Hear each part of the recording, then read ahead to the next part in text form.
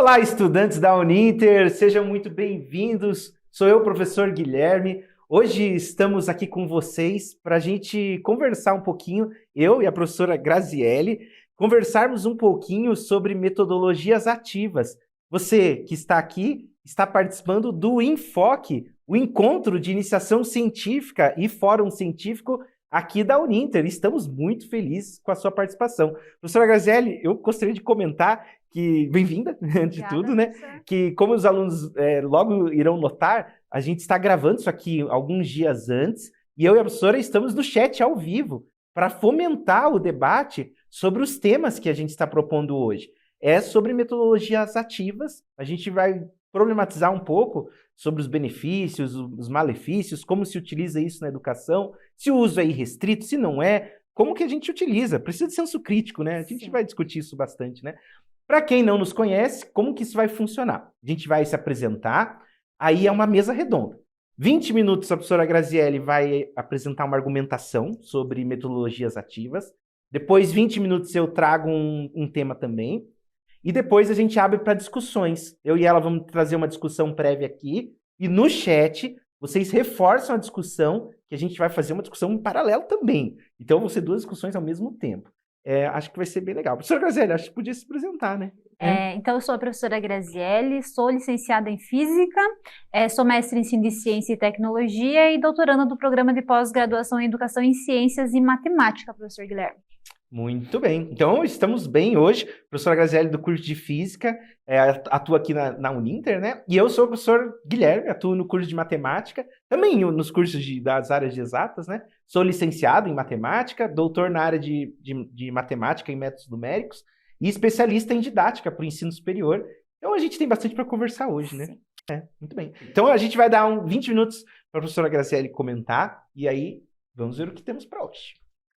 Então, como o professor Guilherme acabou falando para vocês, né, nós vamos trazer uma discussão um pouquinho ali sobre as metodologias ativas. Eu vou trazer uma contextualização para vocês, para que vocês possam, né, como professores de física, química, matemática ou de outras áreas que vão estar nos assistindo, compreenderem que as metodologias ativas não são novas. Porque nós temos uma ideia de que metodologia ativa é nova, né? Surgiu depois da pandemia, e aí as escolas começaram a utilizar, e os professores começaram a utilizar, e nós vamos ver que não é novo, que é uma ideia que surgiu bem antes daquilo que nós imaginamos, bem antes da década de 50. E é isso que a gente vai discutir hoje. Então, eu vou apresentar para vocês um pouquinho os slides, a professora vai falar, vai ficar um pouquinho os slides, vai ficar um pouquinho a professora, para a gente ir fazendo essa discussão inicial. Tá bom? Então aqui eu e o professor Guilherme, nós já nos apresentamos, metodologias ativas para física e para matemática, mas como nós sabemos que tem mais alunos de outras áreas, então é para todos os alunos de pedagogia, de letras e todas as áreas, sejam todos bem-vindos para essa discussão. Então, para que a gente possa, né, iniciar a discussão, nós vamos falar um pouquinho como que surgiu esse movimento, né?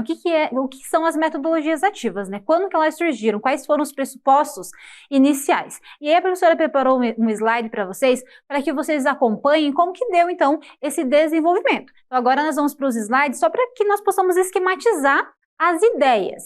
Então, eu coloquei ali para vocês, se as metodologias ativas, elas são novas, não. Muita gente, muitos professores, né, acreditam que as metodologias ativas, elas são novas, mas elas não são novas. Eu coloquei ali a escola nova, né, um movimento lá do século XX, quem estudou a parte de didática, vai lembrar da escola nova, que surgiu em resposta à escola tradicional, né, a escola de início, a primeira escola que nós tivemos do método tradicional. Então, a escola nova, lá no século XX, né, ela já vai trabalhar alguns pressupostos que hoje nós conhecemos como metodologias ativas, que é claro que naquela época não tinha esse nome, mas a escola nova, ela já pensava em trabalhar o estudante no centro, de trabalhar o estudante colocando a mão na massa, do estudante fazendo, né, então ali nós tínhamos a ideia do aprender fazendo. É claro que esse movimento da escola nova, nós temos falhas que não vem ao caso nós discutirmos agora no momento, mas nesse movimento nós podemos entender que houve, então, o início dessas metodologias ativas,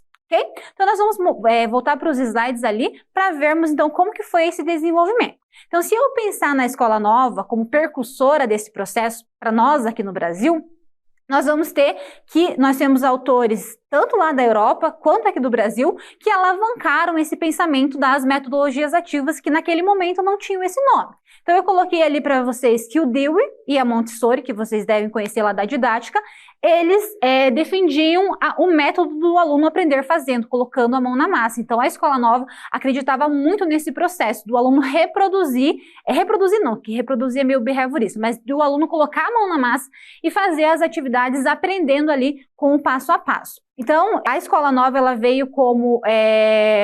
veio em contraposição ao ensino tradicional, né, que era vigente na época, que era centrado na figura do professor e aí trabalhava com a transmissão direta de conteúdos.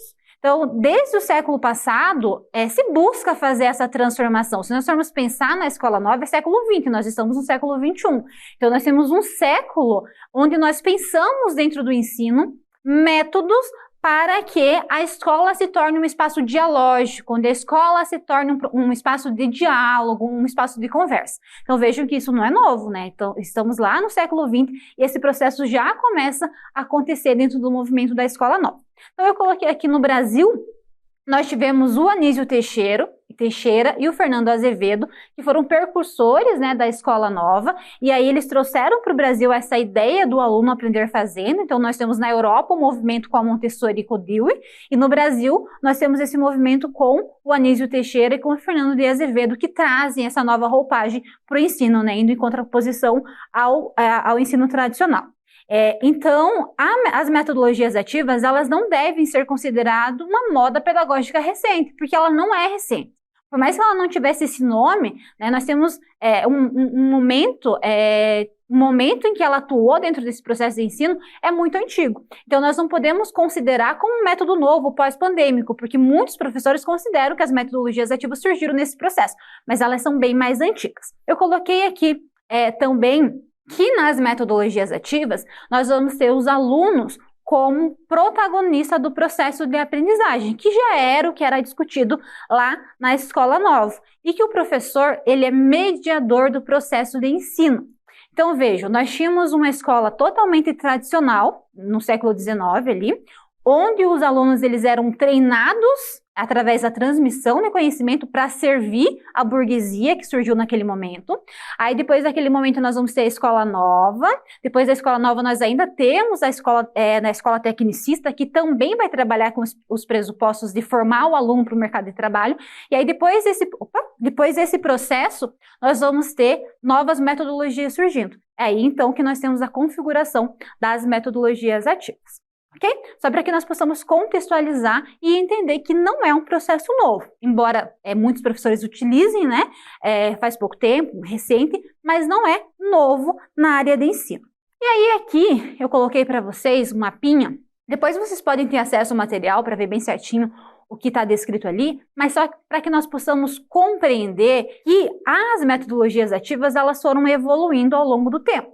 Então aqui nesse mapa nós temos no início nós temos um modelo tradicional, como a professora já falou para vocês ali, que era centrado no professor e não tinha um ambiente crítico ativo do aluno. Depois, a educação passou por várias transformações, que a professora já conversou com vocês aqui.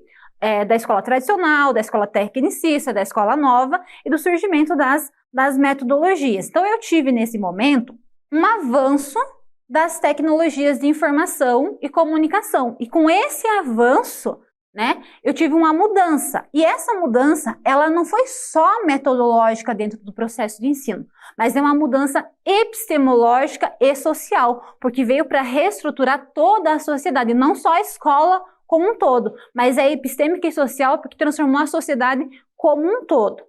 Então, essa ideia antiga que nós tínhamos da repetição mecânica do conteúdo não basta mais nessas metodologias ativas. Eu não posso trabalhar mais com essa ideia da reprodução de conhecimentos. Eu vou trabalhar numa perspectiva que o Ausubel traz, e o Moreira, nosso autor aqui do Brasil, também traz, que é a ideia da aprendizagem significativa.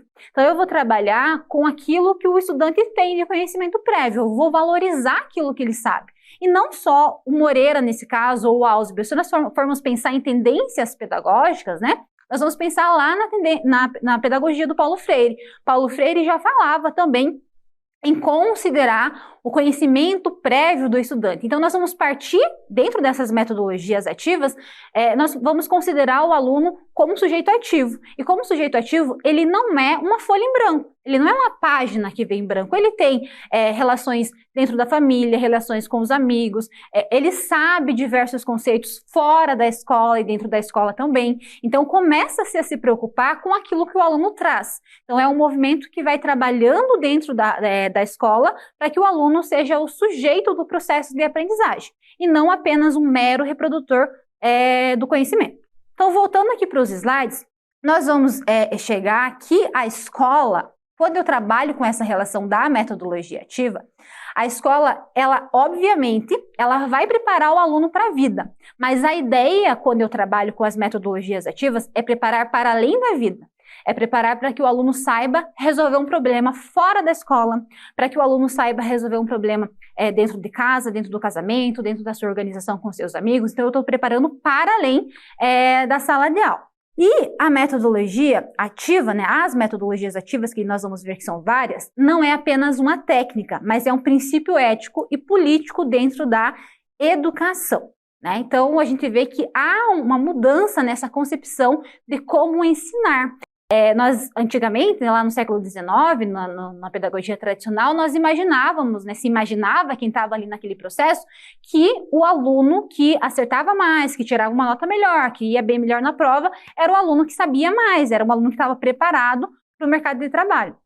E essa concepção, ela foi mudando ao longo do tempo. Então, com as metodologias ativas, é claro que o aluno vai estar preparado para sair para fora da escola, né, para um cidadão crítico, enfim. Mas a metodologia ativa vai contribuir para outras áreas que não só aquela de formação do sujeito dentro da escola, ok?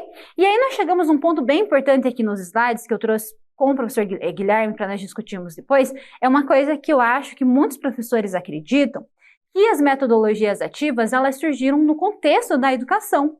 E elas não surgiram. A maioria das metodologias que nós conhecemos hoje surgiram fora do contexto da educação e foram adaptadas para a sala de aula. Então, aqui eu coloquei para vocês que as metodologias ativas fazem parte do processo de transformação na educação, mas elas não nasceram na educação. Veja que ironia, né? Veja que como que faz a gente pensar do porquê será que não nasceu dentro da educação, mas foi adaptado? O professor Guilherme vai falar um pouquinho, quando ele for falar de gamificação, dentro desse processo, que vocês vão ver que a gamificação também não foi criada para o ensino, mas foi adaptado para o ensino. Então, aqui eu trouxe 3 metodologias ativas que são utilizadas, né, dentro das escolas, das universidades, mas que surgiram fora desse contexto. A primeira delas é a aprendizagem baseada em problemas, também chamada lá, se eu for usar as siglas inglesas de PBL. Ela surgiu num curso no Canadá, então num curso de medicina, e eu sempre gosto de contar essa história, porque é uma história bem bacana que faz a gente refletir sobre o processo de aprendizagem. Então a PBL ela surgiu no contexto em que os médicos, numa universidade do Canadá, eles estavam errando muito o diagnóstico dos pacientes. Em que sentido? Eles iam fazer a residência nos hospitais, igual os nossos médicos daqui vão fazer a residência no hospital, e aí entrava o paciente na sala de emergência, e os médicos, eles não conseguiam detectar de imediato qual que era o problema. E aí o professor que fazia esse gerenciamento, que estava ali com eles nesse processo, começou a ver que tinha uma falha. E aí ele desenvolveu um método de problematização, de aprendizagem baseada em problemas, para que naquele momento em que os seus alunos estivessem no hospital e chegasse algum paciente de emergência, esses médicos conseguissem, de forma mais efetiva, identificar qual era o problema que estava se evidenciando no momento.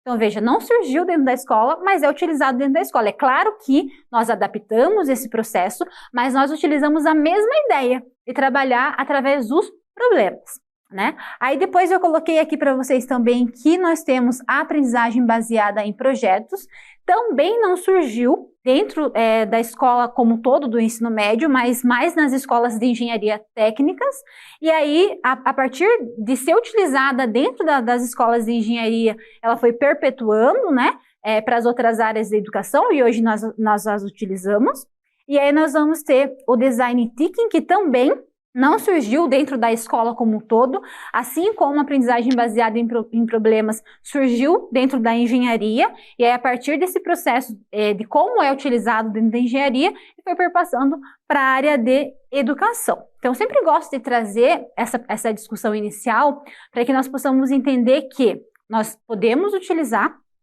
as metodologias ativas dentro do ensino e devemos utilizar as metodologias ativas dentro do ensino, mas nós devemos sempre ter cuidado de como nós vamos utilizar. Porque, primeiro, gente, quando eu vou para a sala de aula, eu fui professora da educação básica, então na hora do recreio eu sempre escutava os professores falando, eu utilizei metodologia X ou eu utilizei metodologia Y. E, de fato, ele não tinha utilizado, porque ele via o nome, aprendizagem baseada em problemas. Eu vou trabalhar um problema lá com o meu aluno e pronto, eu fiz a aprendizagem baseada em problemas. E não, toda metodologia ativa, ela está estruturada. O que significa? Ela tem um passo a passo. Toda metodologia tem um passo a passo. Por isso que eu chamo de metodologia ativa. É um método. E esse método, ele tem etapas para ser configurado para que eu desenvolva, então, essa metodologia. Então, todas essas que eu falei aqui para vocês, têm etapas para que você possa estudar, para que você possa desenvolver e utilizar em sala de aula. E aí, quais são, então, as metodologias ativas? São inúmeras metodologias, mas eu trouxe para vocês aqui alguns exemplos, algumas que nós vamos trabalhar com o professor Guilherme, outras que não vai dar tempo de nós vermos hoje, que vocês podem pesquisar, enfim, mas eu trouxe ali para vocês a sala de aula invertida, a aprendizagem baseada por pares, a gamificação, a aprendizagem baseada em projetos, coloquei duas, projetos e problemas, tá? O mesmo nome, mas é projetos e problemas, e o estudo de caso. Então, essas são algumas metodologias, existem N, né? E a professora vai falar rapidinho para vocês da sala de aula invertida, né?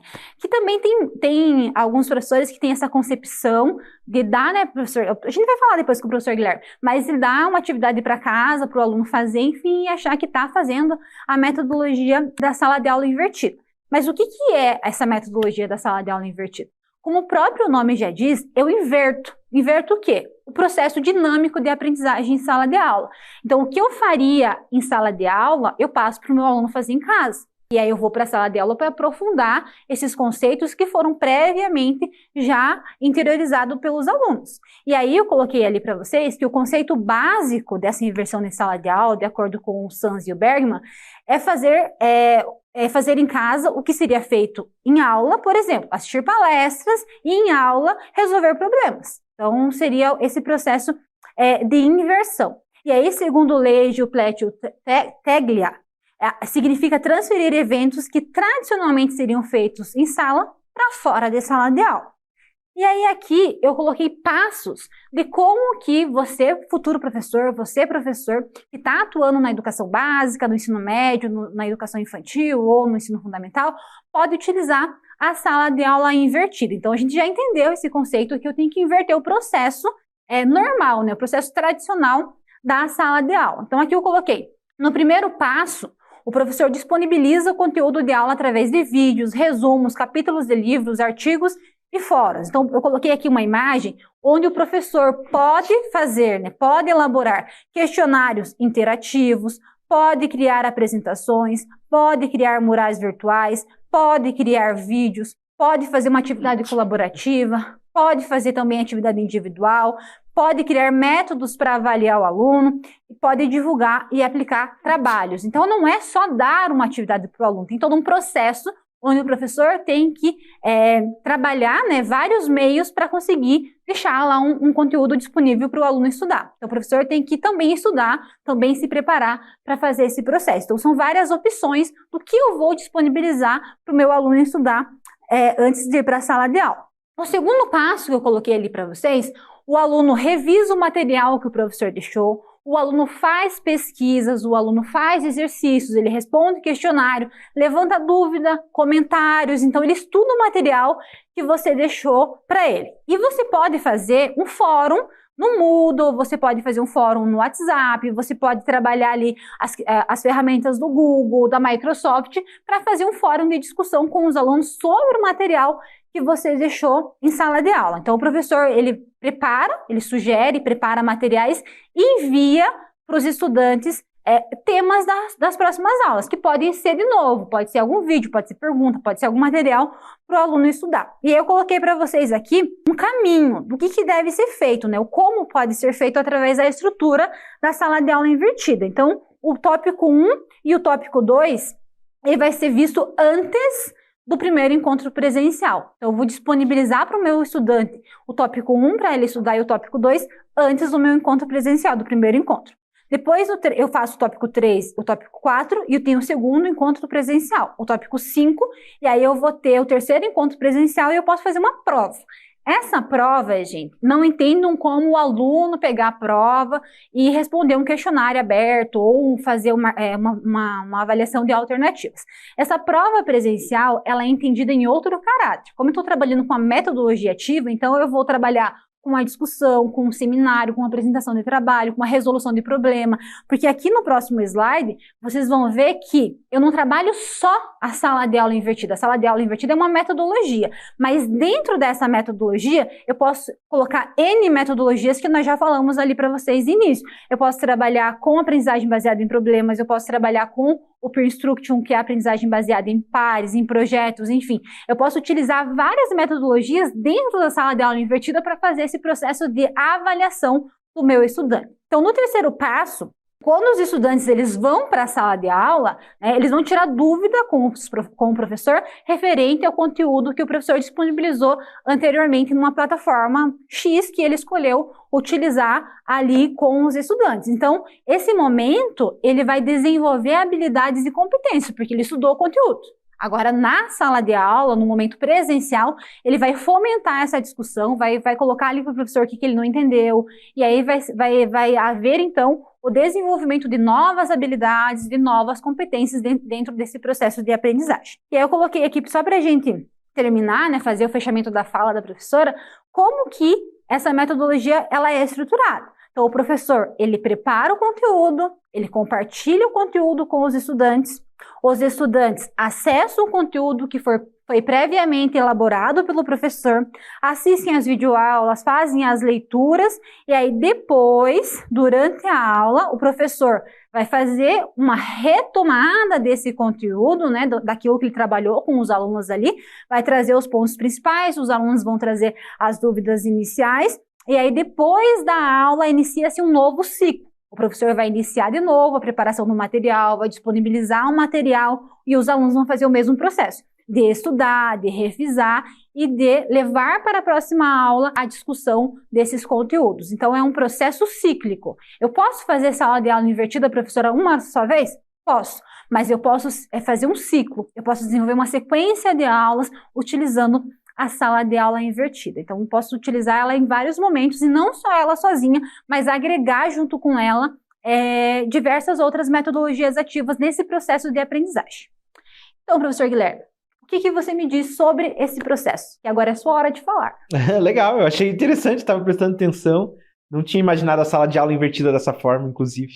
Porque às vezes você tem uma concepção do que é a sala de aula invertida, né? E é uma metodologia bem estabelecida, bem definida, então tem todas as etapas para que o professor possa, então, utilizar. Por isso que é importante nós conhecermos a metodologia, gente, porque ela tem uma estrutura.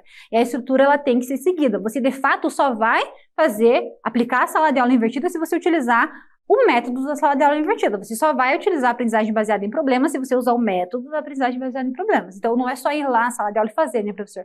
É seguir todo um processo. E esse processo é um processo de conhecimento tanto para o aluno quanto para o professor. Interessante, muito bem. Eu acredito que já estejam fomentadas as discussões no chat lá pelos nossos estudantes, né? A gente vai descobrir no dia, eu já devo estar lá também, você também, né? Sim. Enfim, acho que podemos continuar. Sim, então, professor, agora a fala é sua. Foi legal.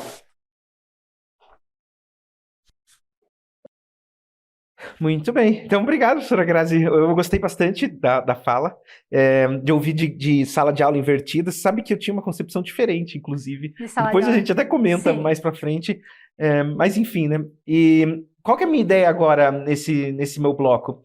Eu quero trazer para vocês algumas metodologias ativas que a professora Grazi, inclusive, citou, gamificação, aprendizagem baseada em projetos, em problemas e estudo de caso, mas eu quero trazer uma leitura crítica para essas metodologias ativas, porque nós, enquanto professores, você que está se formando professor, está acompanhando, independente da área, se faz matemática, faz física, faz química, faz ciências biológicas, educação física, pedagogia, o curso que for, a gente, quando escolhe utilizar uma metodologia ativa, precisa conhecer as questões, as problemáticas que existem e que mobilizaram os autores na construção dessas metodologias ativas.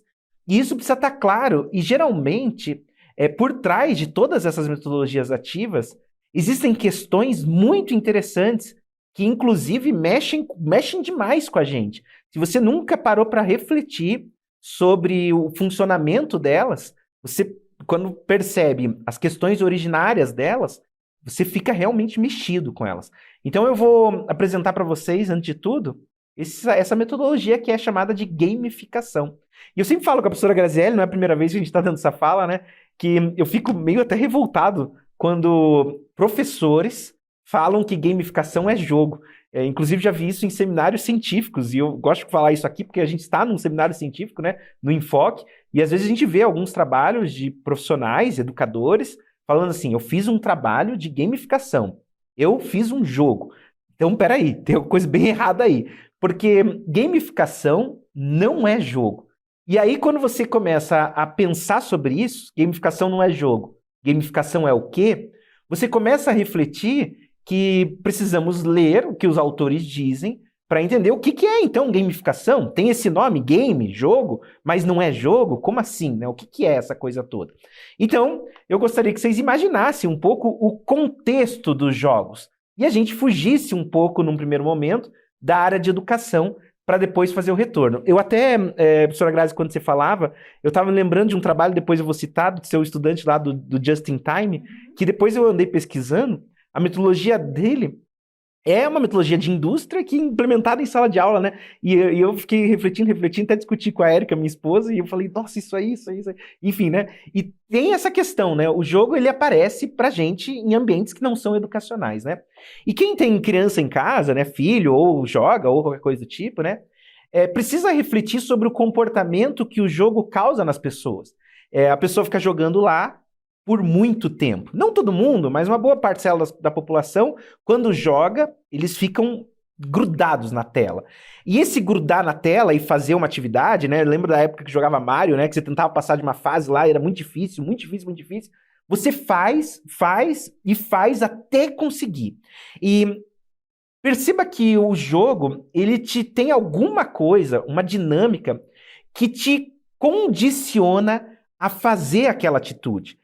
Porque se não fosse você jogando com certos estímulos que estão na plataforma, você não ia ficar 1 hora tentando vencer aquela fase, 2 horas tentando fazer aquela fase, ou quem dirá, quem sabe do que eu tô falando, tem gente que fica 4 ou 8 horas jogando, né?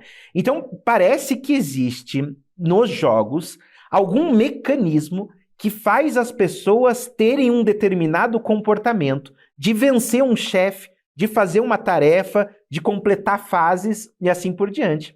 Bem, se o jogo tem essa dinâmica, o que o jogo está fazendo, e essa é a pergunta, que faz com que as pessoas fiquem vidradas tendo aquele comportamento? Se você parar para pensar nessa discussão que a gente está tendo, isso vai muito além do jogo, né? Quando eu acompanho familiares, por exemplo, eles não jogam, eu tenho alguns que não jogam, mas eles assistem série. E a série, a plataforma das séries de streaming, por exemplo, elas são gamificadas.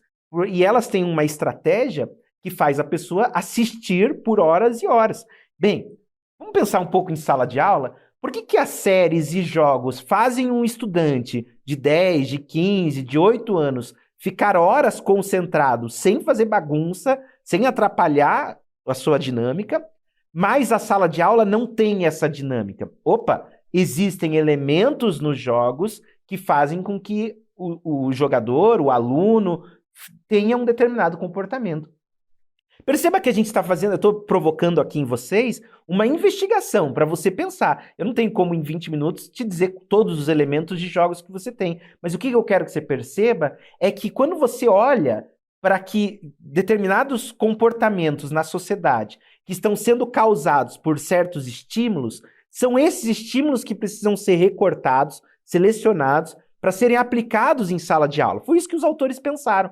O que acontece nos jogos que faz um menino de 10 anos jogar por horas, o mesmo menino que não fica em sala de aula por 1 hora prestando atenção no professor, que faz cálculo, que faz bagunça, que sai correndo por todos os lados. Bem, isso por si só tem que mexer com você. Quando você olha lá o menininho lá jogando, pô, mas é bem o menino que não para quieto, ele joga por horas, ele se concentra, ele resolve problemas, ele passa de fases, ele aprende no jogo, aprende a fazer coisas diferentes, ele progride no jogo, diria mais, ele desenvolve até pensamento computacional em alguns jogos. Opa, parece que os jogos promovem muitas e muitas coisas que deveriam ser transmitidas ou pelo menos aplicadas em sala de aula. Pensando nisso, você já começou a entender o que busca a gamificação. Busca escolher ou levantar quais são os elementos, essa é a palavra-chave, os elementos dos jogos que trazem contribuições ou melhorias ou que pelo menos tragam um comportamento para aquele sujeito. Então são elementos dos jogos. O que o jogo tem? O jogo tem sistema de prêmio, o jogo tem ranking, o jogo tem estímulos de 4 tipos, é estímulo visual, as coisas brilham, é estímulo sonoro, faz barulho, é estímulo tátil, dependendo do jogo, né? Tem aquele controle que vibra, tátil, sonoro, visual, e aí no chat vocês me lembram qual que é o quarto. Você lembra? Tátil é de ver, é de sentir, e textual. Estímulo textual. Tem texto, mensagem que te fala, parabéns, você passou de fase, assim por diante. Tem estímulos de todos os tipos, tem prêmio, tem ranqueamento. Tudo isso favorece o jogador a fazer e a aprender. A sala de aula gamificada é uma adaptação de trazer esses elementos. É trazer ranking para a sala de aula, é trazer estímulos de feedback. Feedback é jogo. O jogo, quando você erra, ele te dá um aviso sonoro na hora. Errou. E esse aviso ativa o teu cérebro na hora. Opa, errei, preciso aprender. E esse estímulo de feedback instantâneo te ensina na hora o que você está fazendo de errado. Isso é muito bom para aprendizado. Por isso que você aprendendo rapidamente, aprendi, peguei, você vai desenvolvendo. Se a gente consegue perceber que o feedback é importante, uma sala de aula gamificada tem feedback e tem vários e vários elementos que você, enquanto professor, vai investigar. Mas aí você percebe que se a gamificação permite desenvolver uma sala de aula que o estudante agora sim consegue prestar mais e mais atenção, por que não levar isso para empresas, por exemplo, ou para outros espaços? Tem gamificação no mercado de trabalho também. Tem, inclusive aqui na Uninter, né? A gente tem um sistema chamado Hackers Rangers, que não é só aqui da Uninter, é uma empresa privada, né, que faz um sistema de cursos para os funcionários que é gamificado. Inclusive a professora Graziele ganha sempre, impressionante. E o prêmio é um café, né? Que ela sempre ganha, eu nunca ganho, impressionante. Mas enfim, e o sistema é gamificado. O que significa? Que tem prêmios, tem ranqueamentos, ela sempre está em quase primeiro, e eu estou sempre lá em 500 e tanto, porque eu sempre perco, mas enfim. E aí o sistema é gamificado. Ele tem prêmios, ele tem estímulo, ele tem várias coisas para você aprender mesmo. Então a gamificação é tudo isso. Aí você pensando do jeito que eu estou falando, tá tudo lindo e maravilhoso, né? Afinal, a gamificação parece resolver todos os problemas.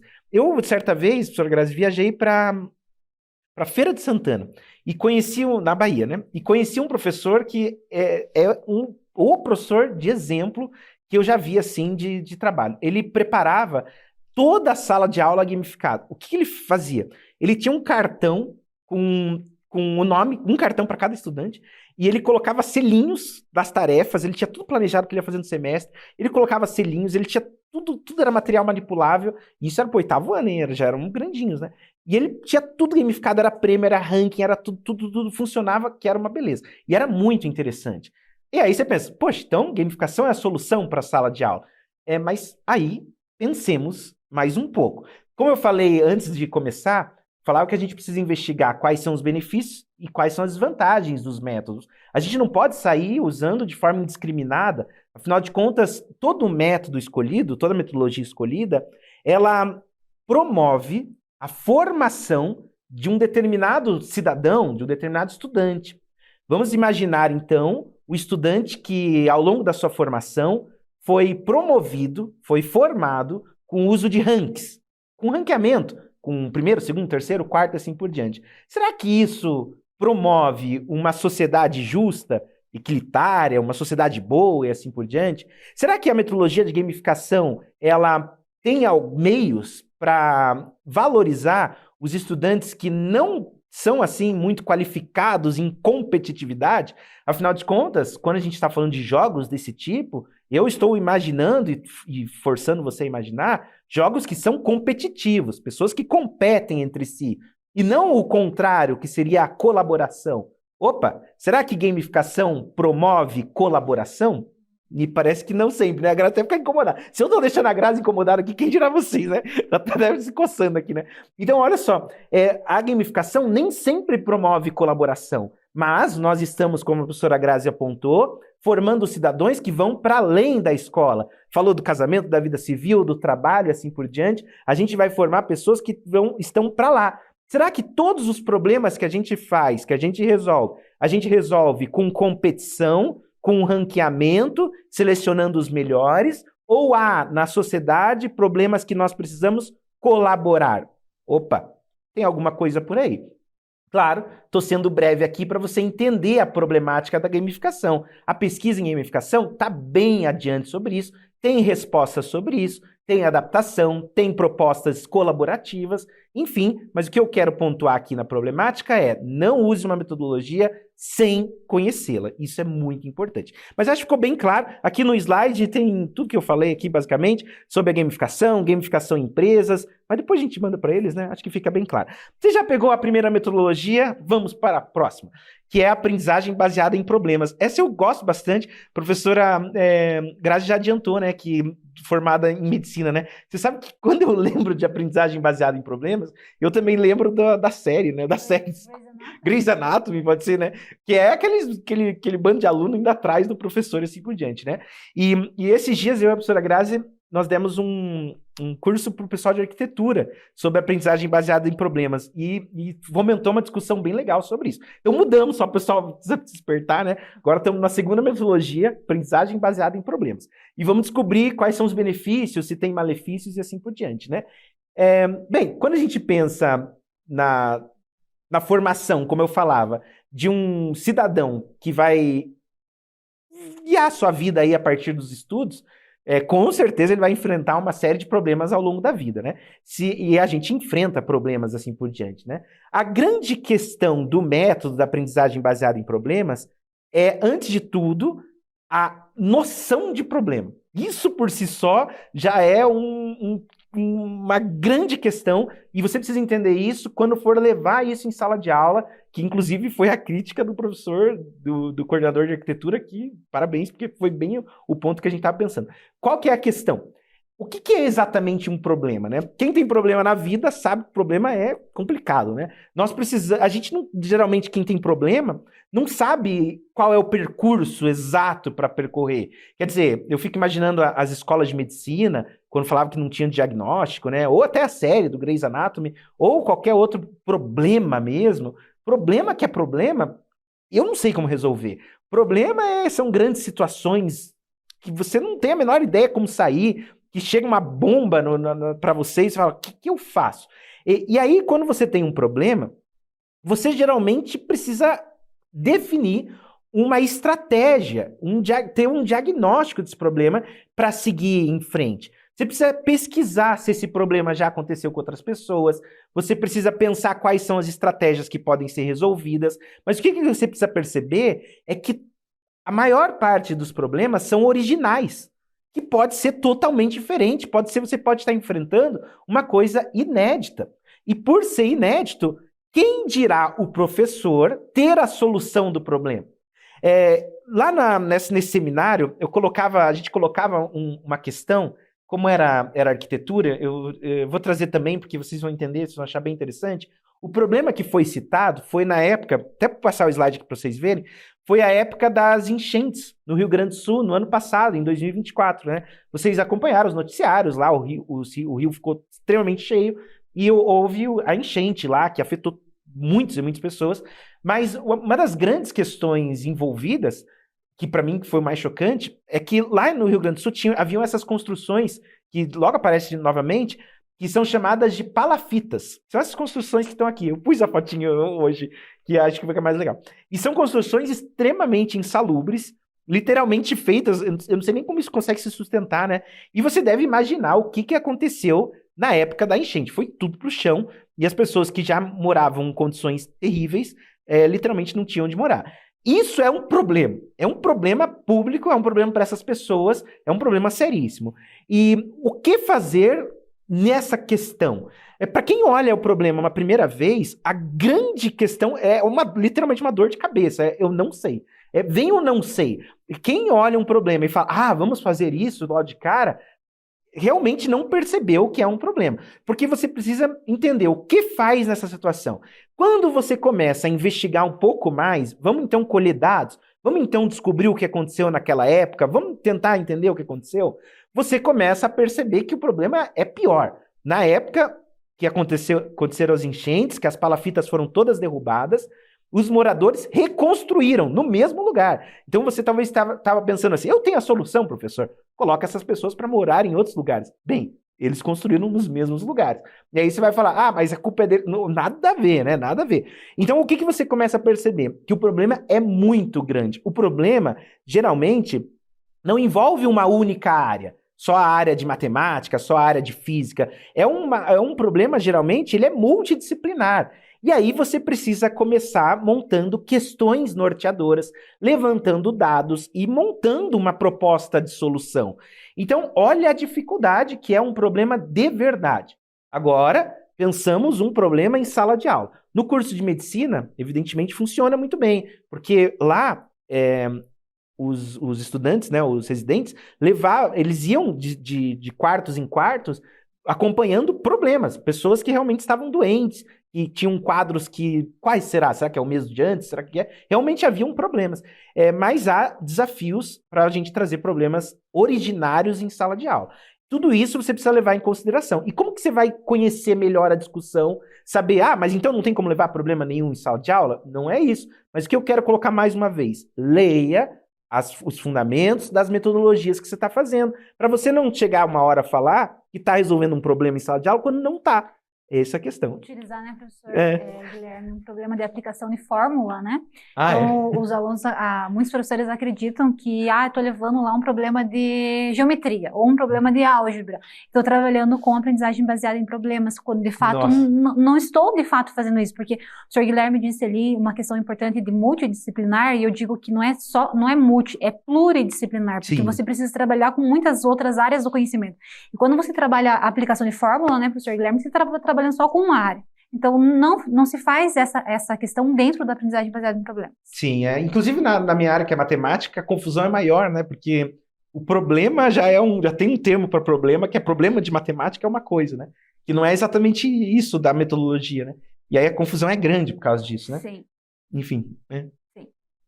Bem interessante, né? Então pensem muito sobre isso, né? Eu, às vezes, quando eu estou fazendo problema na matemática, nos livros que eu escrevo, eu tenho escrito problema estruturado, para tentar diferenciar um pouco. Mas não adianta, porque a literatura é muito grande, né?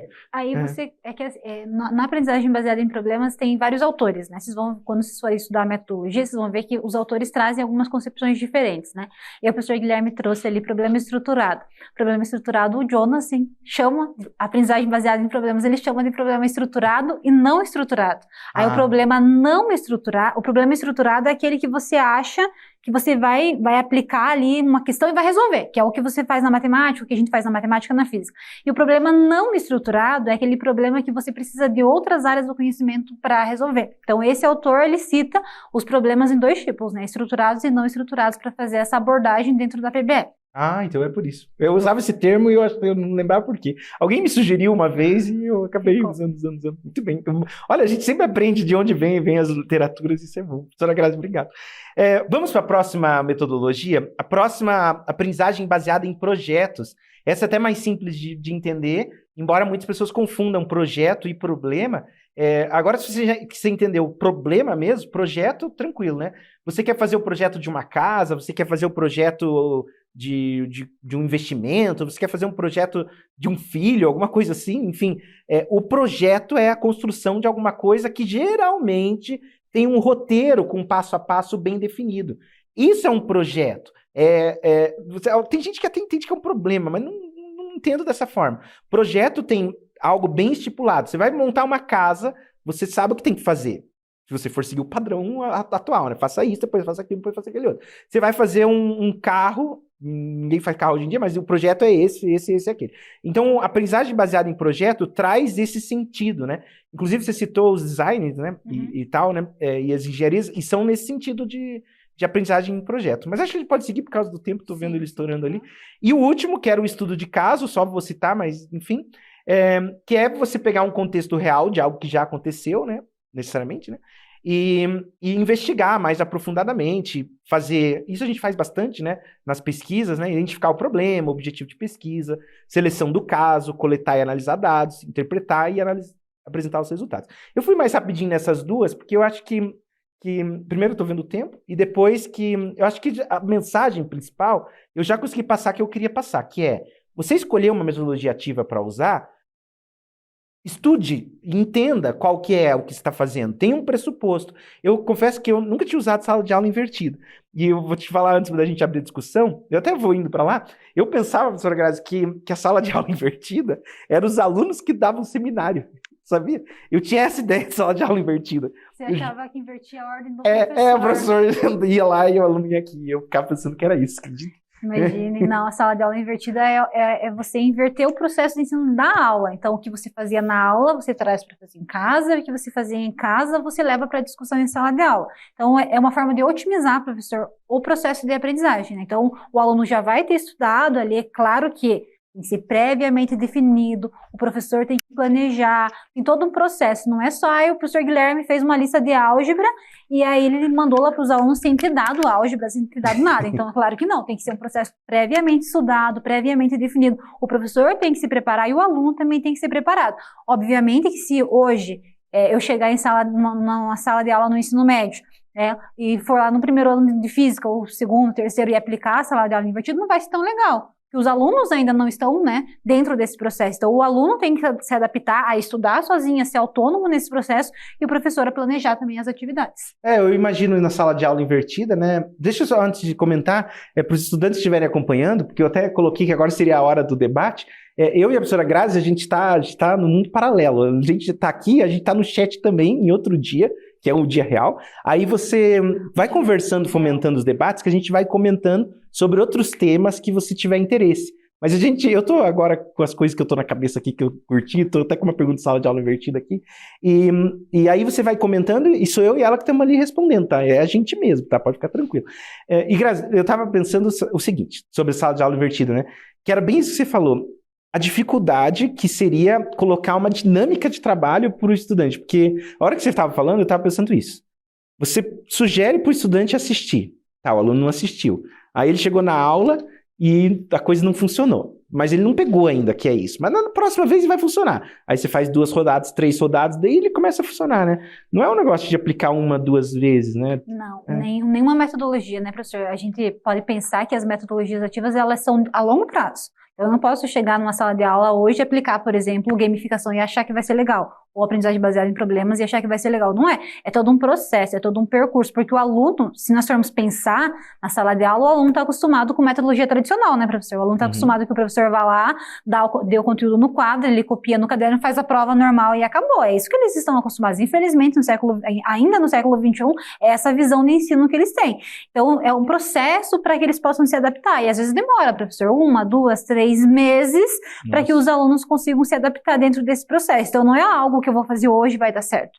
É algo que eu vou fazendo e eu vou trabalhando com os meus alunos para que eles possam desenvolver também essa autonomia. Porque os nossos alunos, eles não são autônomos. Se eu trabalho qualquer metodologia ativa, o aluno tem que ser autônomo. E essa autonomia ele vai desenvolvendo ao longo do tempo. Interessante. Aí outra coisa que me chamou a atenção, já estou fazendo um monte de pergunta aí, mas enfim, é daquilo do aluno que eu comentava, né? Outro dia você fez um trabalho com... É João o nome dele? Luiz. Luiz, é. Luiz. O Luiz, será que ele publicou aqui no Enfoque? Não, no Enfoque não, só no Caderno de Terça Vez. Tá, legal. Mas muito bem. O Luiz fez um trabalho sobre a metodologia Just in Time, e tem um Just in Time na escola? Como que é? Just in Time na escola. E eu achei interessantíssimo, porque naquele dia que apresentou, para quem não conhece, é uma outra metodologia, né? Que pelo que eu entendi, daí vocês logo me corrigem, né? Porque eu só vi aquela fala de vocês. O Just in Time, você faz o plano de aula que chegou, né? A aula meio que chegou, assim, eu tenho que dar aula e tal, e daí você me prepara, né? E aí, a minha esposa estava ouvindo aquele dia, porque a gente às vezes está em casa, né? E ela ouvia, e ela é da área de administração, né? E ela falou, pô, mas isso é o toyotismo e o fordismo, e etc e tal. Eu falei, nossa, caramba, é verdade. E aí ficou uma discussão gigante no jantar, né? Ela explicando que lá na linha de produção, que ela inclusive, tinha acabado de ir numa indústria que preparava on demand, né? Que, just in time, né? Que o pedido chega e aí a linha de produção funciona naquela hora. E se não chega, ela literalmente fica parada, né? E isso era uma revolução naquela época, porque quando foi implementado, né? Porque o produto, quando chegava, ficava formando estoque, o estoque era caríssimo, e agora não, era uma dinâmica diferente, né? O pedido chegou, começava a preparar. E era uma coisa muito interessante. E por curiosidade, para concluir, foi a primeira vez que ela havia ido numa indústria que fazia isso. Antes nunca tinha ido, só em teoria, né? Não sei o que, sempre ouvi. Ela falou até pra mim, eu vi no curso de administração isso, mas nunca vi na realidade. E aí foi a primeira vez que ela foi dar isso. E aí na sala de aula é semelhante, né? Na sala de aula é semelhante, mas a ideia do Just in Time é o ensino sob medida, né? De eu conseguir identificar quais que são as fragilidades do estudante da minha sala e conseguir preparar a aula para aquela determinada dificuldade. Então, o professor Guilherme tem dificuldade lá na física de aprender tal coisa. Então, a aula vai ser preparada sob medida naquele sentido para conseguir abarcar a tua dificuldade e para conseguir sanar a dificuldade dentro da sala de aula. Então, sob medida no sentido de que eu vou trabalhar dificuldades pontuais para conseguir dar a aula nesse sentido. Isso é muito interessante. Legal. Bem bacana. Então, é uma metodologia que também, como todas as outras que nós vimos hoje, né, surgiu na indústria. Então, você pensa assim, se eu trabalhar com indústria, eu não estou trabalhando com metodologia ativa, né, professor Guilherme? O professor Guilherme até falou ali o Taylorismo, o Fordismo, estou trabalhando com produção de obra, né, manual, enfim. Mas aí foi adaptada dentro do ensino, no ensino, para que nós pudéssemos fazer esse processo do aluno ser protagonista. Então, veja que a maioria surgiu num espaço que não era no seu espaço, né, habitual. E as metodologias ativas, elas funcionam dessa forma. Muito interessante. Bem, bem bacana. Então, professor Guilherme, eu acho que podemos encerrar a nossa fala hoje. Como o professor Guilherme colocou ali, nós trouxemos uma ideia conceitual, né, de como que evoluiu, para que vocês entendam que não iniciou agora, não iniciou pós-pandemia, embora depois da pandemia teve um boom, porque todo mundo que trabalhava no presencial, né, professor Guilherme, teve que se adaptar com metodologias ativas para trabalhar no remoto, mas ela surgiu muito antes disso, então a gente precisa entender que tem toda uma história por trás das metodologias, tem todo um processo de quebra de paradigmas dentro do ensino para chegar nas metodologias ativas, que as metodologias ativas, elas têm uma estrutura e essa estrutura deve ser seguida, então eu como professor tenho que ser autônomo, tenho que saber o que eu estou fazendo, como o professor Guilherme colocou ali, eu não vou só usar a gamificação porque eu acho bonito, mas eu vou estudar o que é gamificação, vou saber qual que é a estrutura, tenho que ter muito claro na minha cabeça que quando eu uso gamificação não é o jogo pelo jogo, como o professor Guilherme colocou ali, eu vou usar os elementos dos jogos para ensinar um conteúdo que é completamente diferente do que é feito na indústria, então eu tenho que refletir sobre esse processo para utilizar a metodologia. Então, toda a metodologia tem passo a passo. Toda metodologia tem uma estrutura, independente da metodologia que você siga. Vai dar certo de primeira, como nós dissemos? Não vai. Mas é você tentar, é você se adaptar e o aluno também entender esse processo, né, professor? Muito bem. É verdade. E até para concluir agora, né, certo para a primeira, às vezes a gente fica preocupado, né? Mas eu vou usar uma metodologia que vai dar errado. Mas a gente tem que pensar também que em sala de aula sem planejamento terá muitas e muitas vezes que vão dar errado e várias vezes que, algumas poucas vezes, suponho que darão certo, né? Então a gente, é comum o erro dentro do processo educacional, né? Sim. Enfim, então isso é bem relevante. E existe até uma metodologia, né, professor, que se chama metodologia do erro. Olha só, você conhece todas, né? Não, tem uma metodologia que eu trabalho com erro, é uma metodologia ativa também, a gente não trouxe hoje para o professor Guilherme, mas vocês podem pesquisar que é uma metodologia que trabalha a partir do erro, então eu trabalhar na sala de aula, aquilo que o aluno errou na prova, aquilo que o aluno não sabe, para que ele possa internalizar o conteúdo. Muito bem.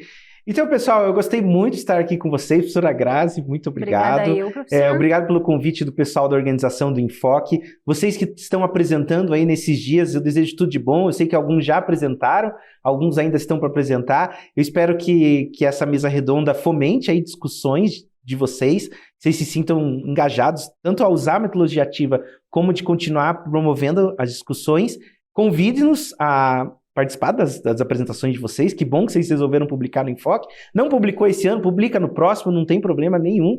O importante é você ir se integrando junto à comunidade acadêmica e a gente espera você nas próximas edições. Que mais? Então, acho que é isso, né, professor Guilherme? Mandem dúvidas no chat pra gente, que a gente vai estar ali respondendo vocês, né, professor, trazendo algumas reflexões e esclarecendo algumas coisas que possam ter ficado não tão esclarecidas, né, por causa do tempo, que foi bem rápido, mas nós vamos estar ali no chat conversando com vocês. Muito bem. Um abraço para vocês. Abraço, tchau, tchau.